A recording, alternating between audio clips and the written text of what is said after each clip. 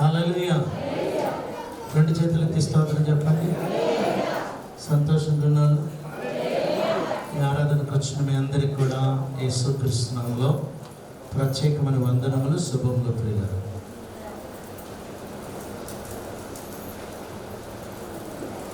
మనము వాక్యంలోకి వెళ్దాం.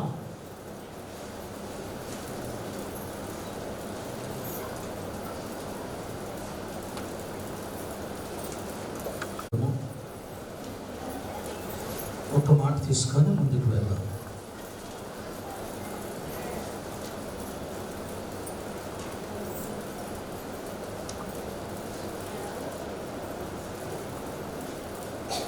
యోబు గ్రంథం 8వ అధ్యాయము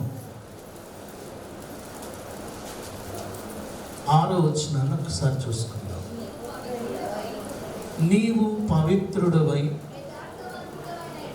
యథార్థవంతుడు అయిన ఎడల నిశ్చయముగా ఆయన నీ యందు శ్రద్ధ నిలిపి నీ నీతికి తగినట్లుగా నీ నివాస స్థలమును వర్ధిల్లింప చేయు. చాలు, ప్రార్థన చేసుకుంటారు.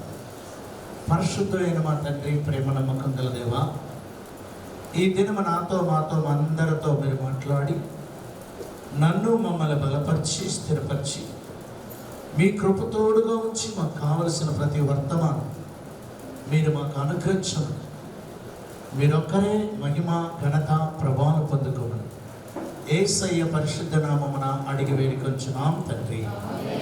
ఆమేన్. హల్లెలూయా. ఈరోజు మన భారతదేశానికి లేదా మన అందరికీ ఏంటి ఈరోజు? మీ అందరికీ ప్రత్యేకమైనటువంటి శుభాకాంక్ష. రిపబ్లిక్ డే అంటే ఒకసారి స్వతంత్రం వచ్చింది, దాన్ని మనం ఎలా నడవాలి అనే దానికి మరి దీన్ని రిపబ్లిక్ డే అంటే ప్రజల చేత పరిపాలించుకోవడానికి కావలసిన చట్టాన్ని, కావలసిన న్యాయ విధులని, వారు ఎలా నడవాలి, ఎలా జీవించాలి, ఎలా పరిపాలించుకోవాలనేది మొట్టమొదట 1947లో ఆగస్టు 15వ తారీఖున మనందరికీ ఏమొచ్చింది? భారతదేశానికి స్వతంత్రం వచ్చింది. కానీ స్వతంత్రం అయితే వచ్చింది, కానీ ఎలా ఉండాలి ఎవరికి తెలియలేదు. ఆ స్వతంత్రాన్ని ఒక న్యాయబద్ధముగా, చట్టబద్ధముగా మనల్ని మనం పరిపాలించుకోవడానికి మనకి 1950వ సంవత్సరం జనవరి నెల 26వ తారీఖున ఈ చట్టాన్ని రూపొందించారు డాక్టర్ బిఆర్ అంబేద్కర్ గారు. దీని రాజ్యాంగ నిర్మాత డాక్టర్ బిఆర్ అంబేద్కర్ గారు. ఎంఏ, పిహెచ్డి, ఎల్ఎల్డి, జేపీ, బాలిట్లా ఆయన చదివిన చదువు ఈ ప్రపంచం ఎంతవరకు ఎవరు చదవలేదు. ఎలాంటప్పుడు చదివాడంటే నీలాగా నాగా అన్ని అవకాశాలు ఇచ్చినప్పుడు ఆయన చదవలేదు, కానీ అవకాశాలు లేనప్పుడు చదివాడు. ఆయన కనీసం స్కూల్లో కూడా రానిచ్చేవారు కాదు. ఎక్కడో పాట మాస్టర్ ఇక్కడ చెప్తుంటే ఆ చెట్టు కింద మాస్టర్ పాఠాలు వినేవాడు. ఆ విని ఆ పాఠాలు నేర్చుకొని చదువుకుంటూ ఆయనకు ఒక ప్రశ్న వచ్చింది. ఏంటంటే పీడింపబడుతున్న ప్రజలని బయటికి తీసుకురావాలి. అది ఎవరవని, ఎస్సీ అవని, ఎస్టీ అవని, బీసీ అవని, పీడింపబడుతున్నటువంటి ప్రజలు, వెలివేయబడుతున్న ప్రజలు, అసహించబడుతున్న ప్రజలు, సమాజం చేత త్రొక్కివేయబడుతున్న ప్రజలని బయటకు తీసుకురావాలనే ఆలోచనతో ఆయన దేశాల్లో చదువును ప్రారంభించారు. మహారాజు గారు సహాయం చేశారు. ఆ మహారాజు గారు సహాయం చేసి ఆయన చదవడానికి గొప్ప కృప చూపించారు. ఆయన చదివి అన్ని దేశాల నుండి ఒక చట్టాన్ని తీసుకున్నారు. ముఖ్యంగా చట్టం రాయడానికి ఆయనకు ఉపయోగపడేది ఏదంటే బైబిల్ గ్రంథం. ఈరోజు న్యాయ విధులు ఏ దేశం రాసినా, ఏ దేశంలో చట్టాలైనా ఎక్కడ ఉండంటే బైబిల్ గ్రంథం నుండి తీయబడ్డాయి. బైబిల్ గ్రంథంలోనే ముందు చట్టం ఇచ్చాడు. వాళ్ళకి ఐగుప్తు నుండి విడిపించాడు. విడిపించిన తర్వాత వారు ఎలా బ్రతకాలో మోషే ద్వారా ఆ సీనాయి పర్వతం మీద రిపబ్లిక్ డే చేశారు.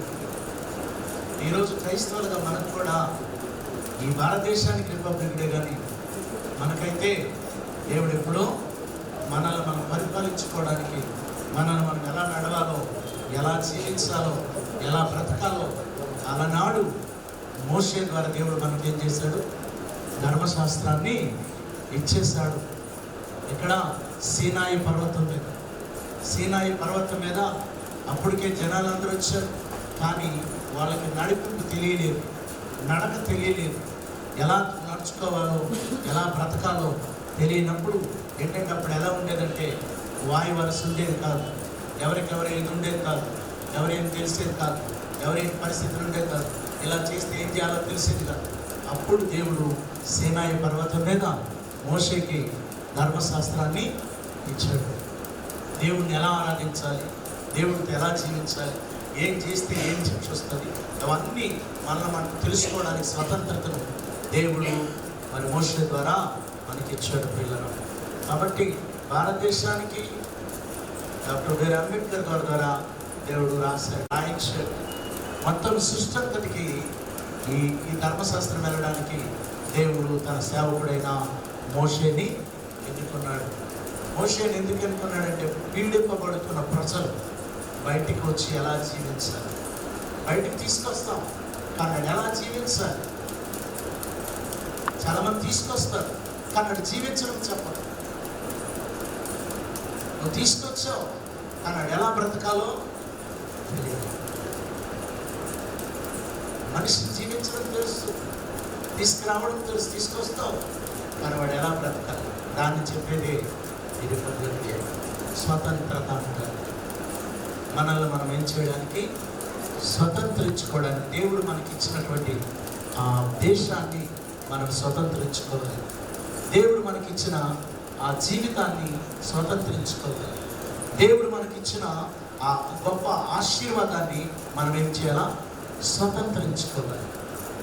స్వతంత్రించుకోవాలంటే అందరికీ అది దొరకదు. దానికి ఒక నియమం ఉంది, దానికి ఒక పద్ధతి ఉంది. ఆ నియమం ప్రకారం వెళ్తేనే దాన్ని స్వతంత్రించుకోగలరు.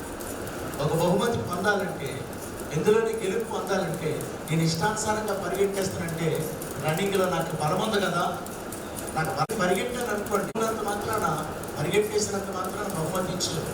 దానికి ఏమంటుంది? ఒక నియమం. అలాగే పరలోకము చేరాలంటే ఒక నియమం ఉంది. నువ్వు క్రైస్తవుడు అవ్వాలంటే, క్రైస్తవుడు అయిపోవడం ఈజీ. చర్చకు వచ్చేస్తే, పాస్టర్ బాప్టిజం ఇచ్చేస్తే, లేదా కూర్చుండిపోతే నిన్ను క్రైస్తవులు అనేస్తారు.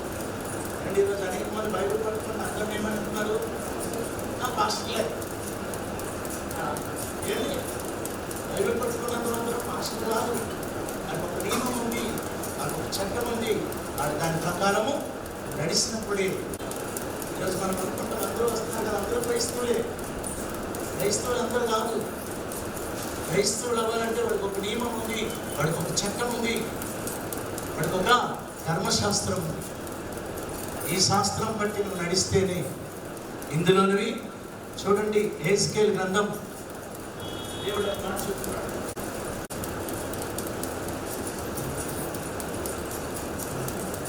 3వ అధ్యాయం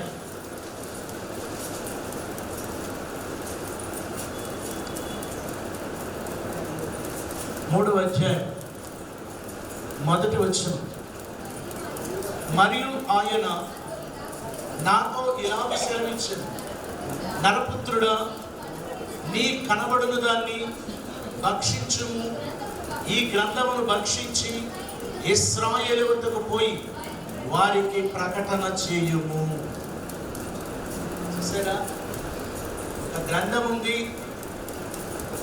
దేవుని సముఖంలో గ్రంథాలు ఉన్నాయంట. ఈ గ్రంథం ఏంటంటే భూమి మీద ఏ విధంగా జనాల్ని దేవుని వైపు తిప్పాలి, పరలోక రాజ్యానికి ఎవడెళ్తాడు, ఎవడెళ్ళగలడు అని గ్రంథంలో రాయబడు. ఇది నువ్వు చదివి అనేక మందికి ఏం చేయాలా? ప్రకటించు. మనకు కొన్ని చట్టాలు ఇచ్చాడు దేవుడు. కొంతమందికి కొన్ని ఆలోచనలు పుడతాయి. ఒక రాజుకంట ఒక విచిత్రమైన ఆలోచన పుట్టిందంట. ఏంటి ఆలోచన అంటే, రాజు కదా, అంటే రాజు కదా, వాడికి ఒక విచిత్రమైన ఆలోచన పుట్టింది. మంత్రిని పిలిచి అన్నాడంట, మంత్రి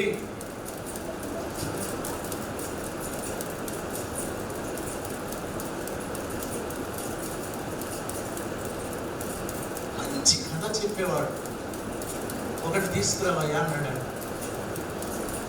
కథలు చెప్పడానికి 2 మంది ఉన్నారండి, కథలు చెప్పడానికి మంచి కథ చెప్పినాడు, తీసుకొస్తానన్నాడు.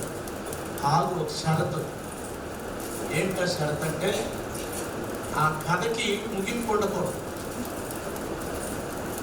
వాడు చెప్పే కథకి ఏమి ఉండకూడదు, ముగింపు లేని కథ ఏదో.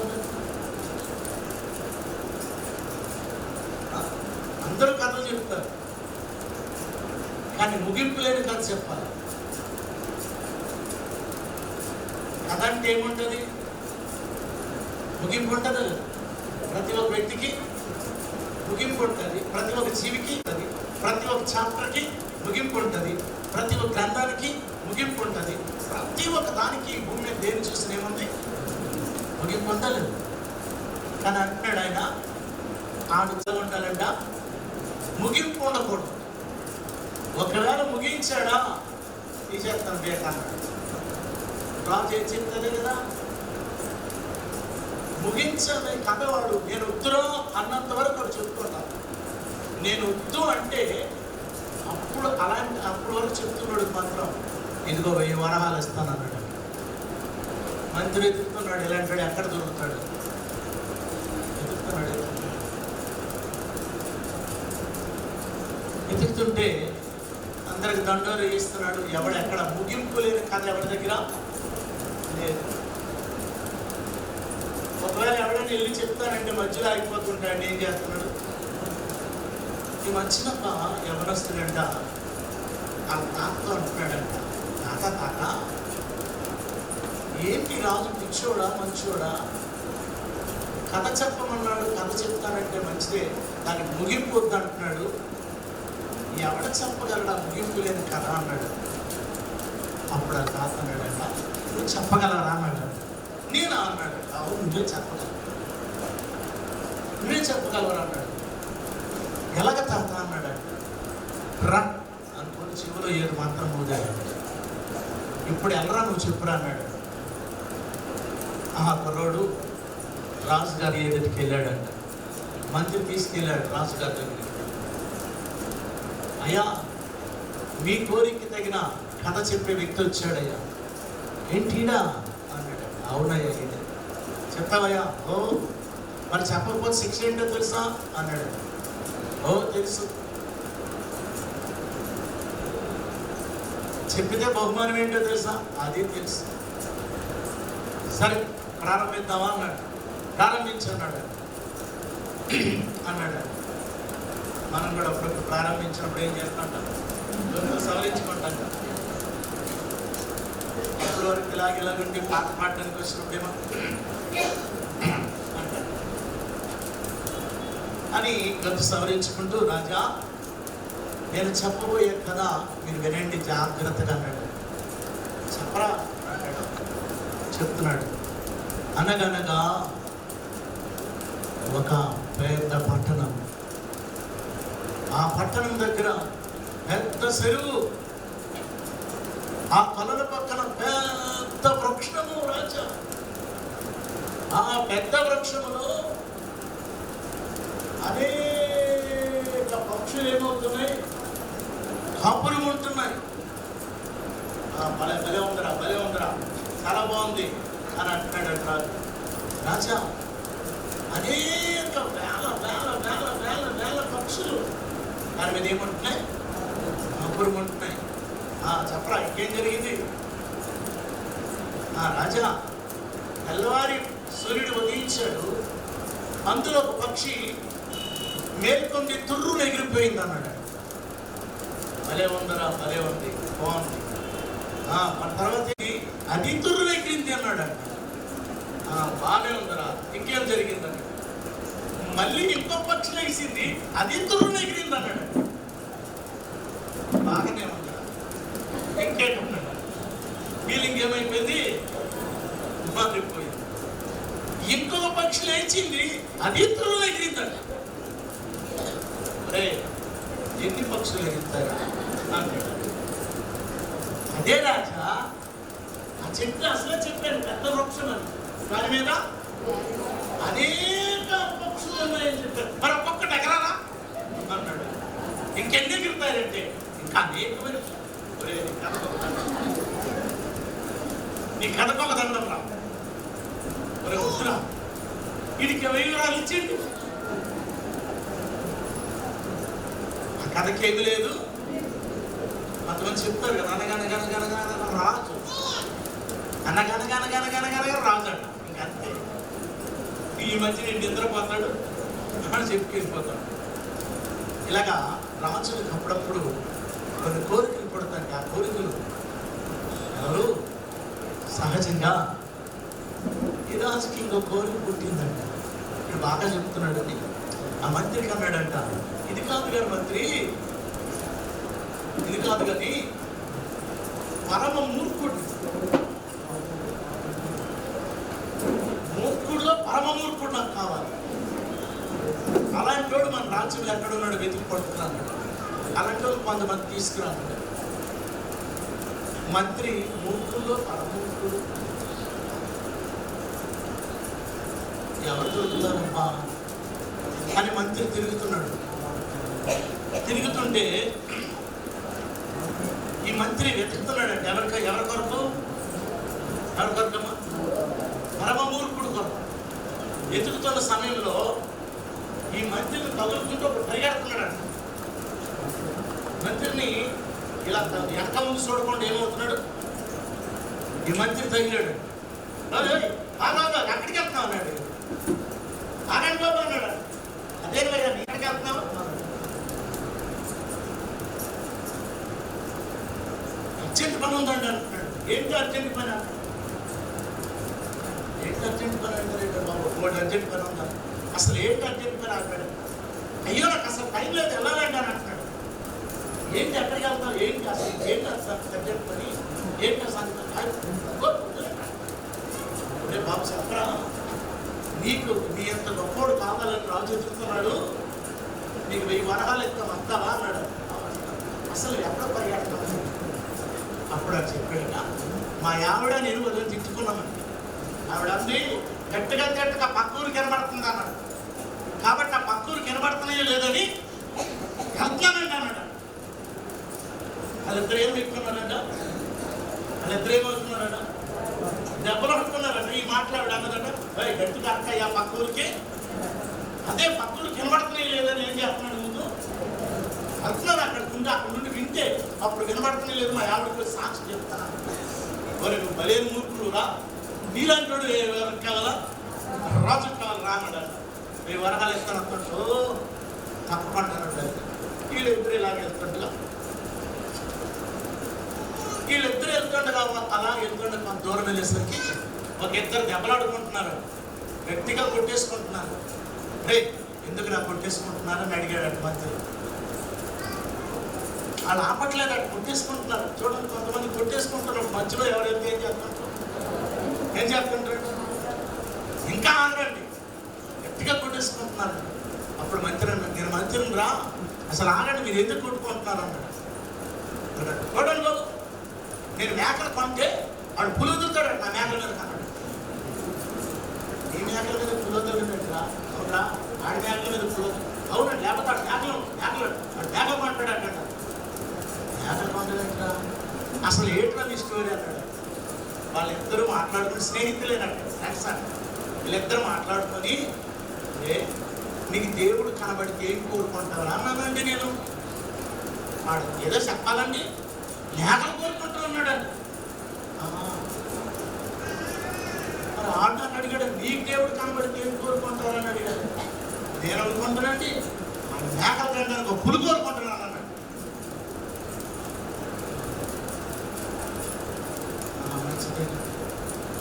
అయితే ఇంతకు నీకు మేకలు ఉన్నాయంటే లేవండి.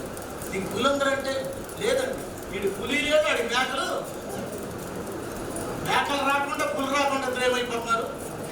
వాడి మేకలు లేవు, వాడి మేకల మీద వీడి పులి వదలడానికి వీడి పులి. భలే మూర్ఖులు రా మీ ఇద్దరు, మీకు తప్పకుండా రాజు దగ్గరికి మీకు తీసుకెళ్ళాలని వాళ్ళకు కూడా తీసుకెళ్ళాడు. ఇలాంటి వాళ్ళు కొంతమంది ఉంటారు. ఒకడు ఒక రకం ఎలాంటి వాడు ఏంటి పక్క ఊరికి వెళ్ళి మాట్లాడు. వీళ్ళు ఎలాంటి వాళ్ళు అదేదో లేదంట, దేని గురించో దెబ్బలాడుకుంటున్నారు. చూసారు, వాడి మేకలు లేవు, వాళ్ళకి దేవుడు ప్రత్యక్షం అవడము లేదు, వాడి మేకలు కోరుకోలేదు, వీడికి పులి లేదు. ఒట్టిగా ఏం చేస్తున్నారు, రాకముందే దెబ్బలాడుతున్నారు. ఇంకా అలాగే వెళ్తున్నాడు అంటాడు మంత్రి. వెళ్తుంటే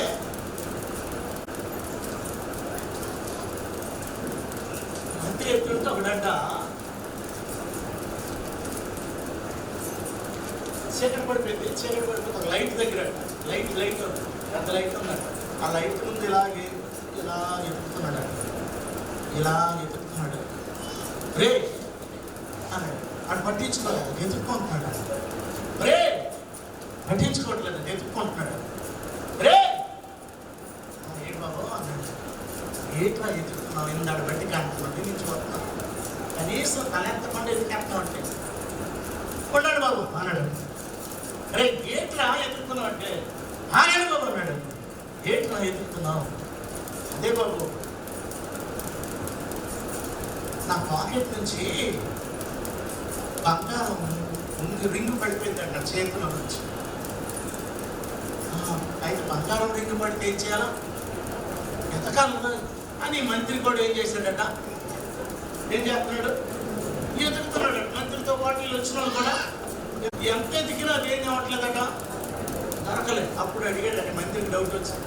అరే నీ బంగారం రింగిపోయింది అంటున్నావు కదా, వెతుకుతున్నావు కదా, ఎక్కడ పోయిందా అన్నాడు. బాబు అది కొద్దు ఆ చెట్టు ఉందా, ఆ చీకటి ఉందా, ఆ చీకట్లో పోయింది బాబు అన్నాడు. మరి అక్కడ పోతే ఎక్కడ ఎత్తుకున్నావు ఎట్లా, అక్కడ లైట్ లేదు కదా బాబు. నువ్వు పరమూర్ఖుడు, నువ్వు నిజంగా ఎలాంటి వాడు, నువ్వు ఎలాంటి వాడు, నీకంటే మూర్ఖుడు రాజుకి ఇంకాడు. ఎక్కడ పోయిందంట, ఎక్కడ పోయిందట, ఆ చీకట్లో పోయిందట. చీకటి ఉందని ఎక్కడ ఎత్తుకున్నాడట. మరి నెంబర్ 1 మూర్ఖుడు కదా నీడు. మనం కూడా పోయిన జీవితాన్ని ఎక్కడ వెతకాలి, ఎక్కడుకుంటాం, ఎక్కడో వెతుకుతుంటాం. మరి ఇలాంటి రకమైన మూర్ఖులు ఉంటారు. చూసారా, ఇలా అందరినీ తీసుకెళ్ళాడు. ఇంకొకటి దగ్గరికి వెళ్ళాడు. ఆవిడంట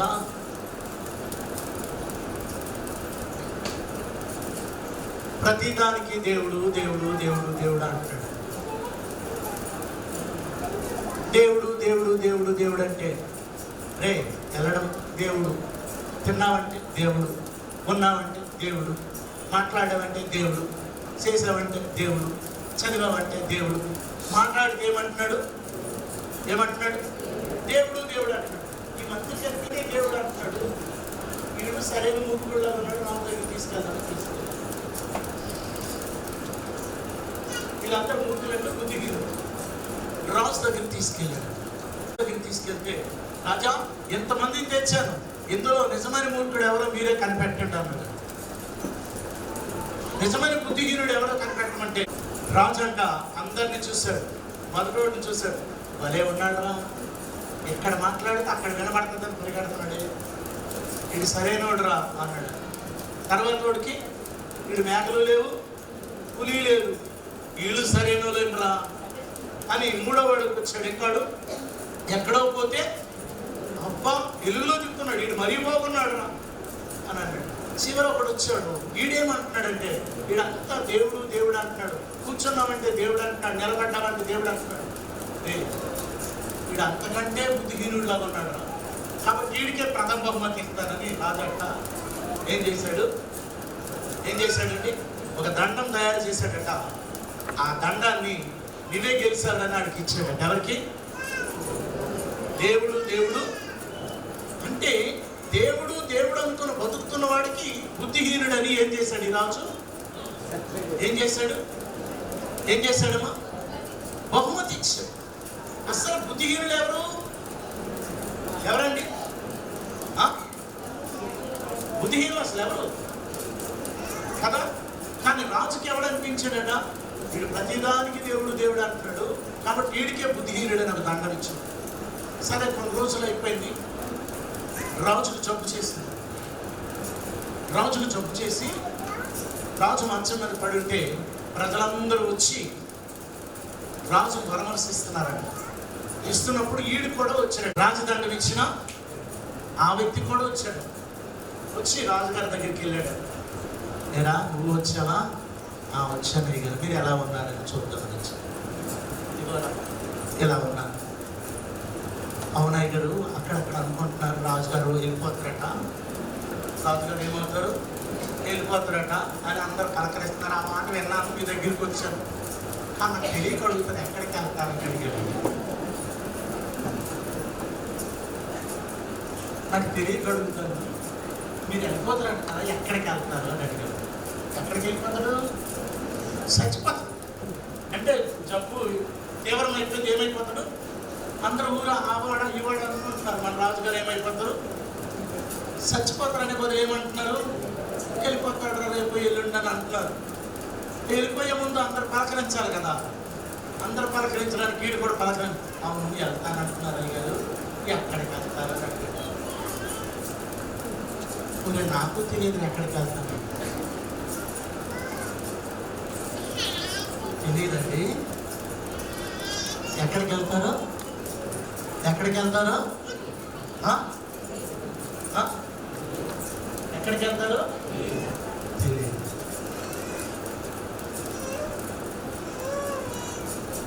కొన్ని ఎప్పుడైనా చూశారండి అన్నాడు. అది తెలియదు అన్నాడు. ఎక్కడికి వెళ్తారో తెలియదు. ఎప్పుడైనా చూశారంటే అది తెలియదు. వెళ్ళే స్థలానికి ఏది తీసుకెళ్తారో తెలుసా అన్నాడు. అది తెలియదు. ఏది తీసుకెళ్లాలో కాదండి రాజుగారు నేను అడుగుతాను, ఎక్కడికి వెళ్తారో తెలియదు అంటున్నాను. నాకు అడిగితే నేను చెప్తాను, పలానా ఊరు వెళ్తాను.